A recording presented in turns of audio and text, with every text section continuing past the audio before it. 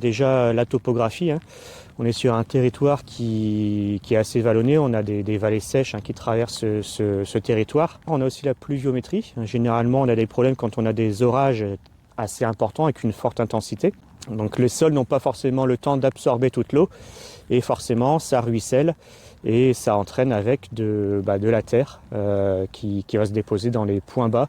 Et puis après on peut avoir des parcellaires, un assolement qui peut jouer aussi. Principalement on a des orages de printemps qui créent des désordres par ici. C'est des orages qui interviennent sur des périodes entre avril et juin où les sols sont pas forcément très couverts.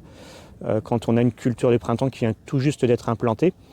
Et donc il y a rien qui retient la terre et donc la terre a plus de facilité à couler, à ruisseler et donc à s'éroder.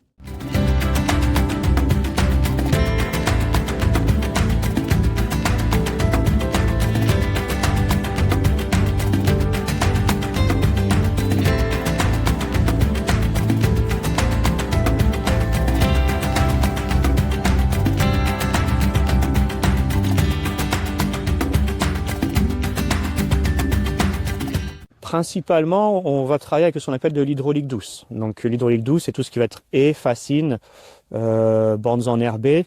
C'est des ouvrages qui vont servir à freiner l'eau et à retenir les sédiments, principalement. Donc ça joue des rôles de filtre.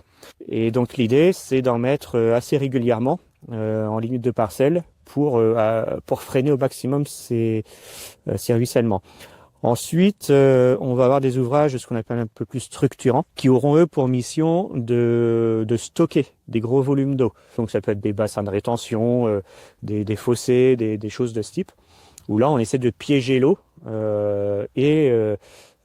soit la garder sur place, soit l'infiltrer sur place, ou alors la laisser s'écouler, mais avec un débit beaucoup moins important.